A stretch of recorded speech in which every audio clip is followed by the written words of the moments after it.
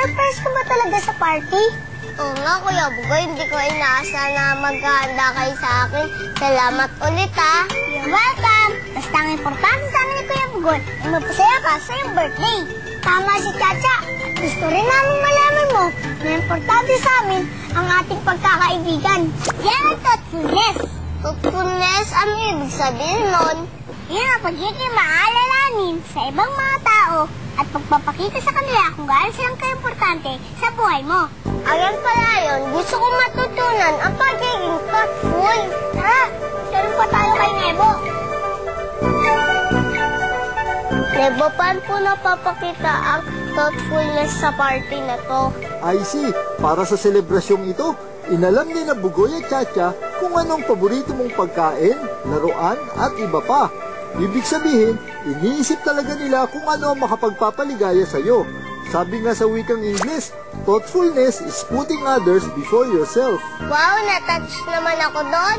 Kasi ako, na-appreciate mo ang mga pinagandaan namin. Nebo, bakit po importante ang pagiging maalalahanin? Dapat, lagi tayong maging thoughtful dahil isa itong mahalagang bahagi ng pakikisama sa ibang mga tao. Kasama rin kasi sa pagiging maalalahanin ang pagiging mabuti sa kapwa, pati na rin ang pagpapahiwatig ng pagpapasalamat at pagmamahal sa iba. Gandang leksyon nga po yan. Makinig kayo sa kwento ko tungkol sa pagiging maalalahanin para lalo niyo pang maintindihan ang kahalagahan ng magandang ugaling ito.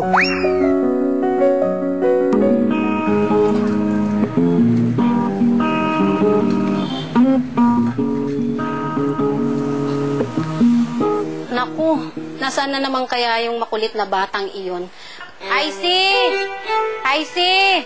Icy! Nasaan ka ba? Naku, saan na kaya nagpunta yung batang yun? Lovely, nakita mo ba yung kapatid mo?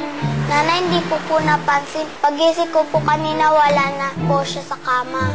Yung kapatid mo talaga, laging pinapasakit ang ulo ko.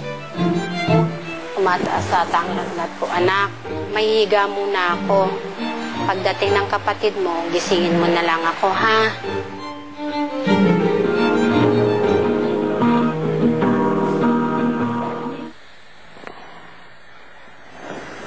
Ay anak, bago ko pala makaligtan, pakibili mo naman ako ng paracetamol dyan sa may butika sa kanto.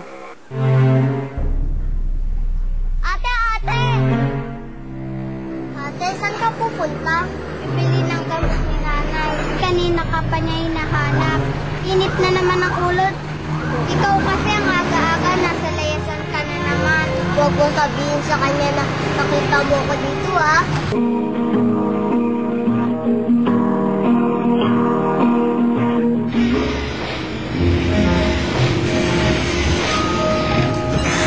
I see, tumakali na Ate Lovely mo at hinahanap ka. O, sana hindi niya sinabi sa akin ko ang ginagawa ko. Tapos na po ako magpunas.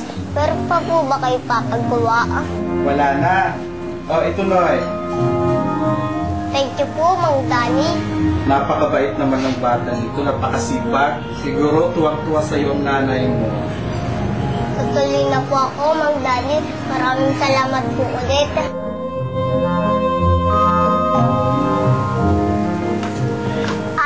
Ate, gising na ba si nanay? Hindi pa. Nagpapahinga pa. Naku, tingnan mo yung itsura mo. Napakadungis mo. Araw-araw niya lang, ganyan ka. Pasensya na po, nanay.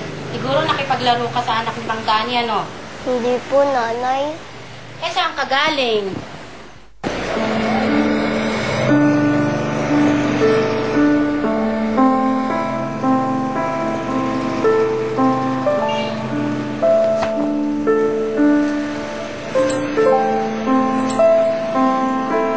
Nanay, sorry po. Happy birthday po. Sana po makatulong siya sa pambili ng gamot niyo. Nay, happy birthday po. Maraming salamat, mga anak. Tinuturoan niyo din po si Baby James na maglaro ng basketball. Oo, tinuturuan ko siya mag-dribble.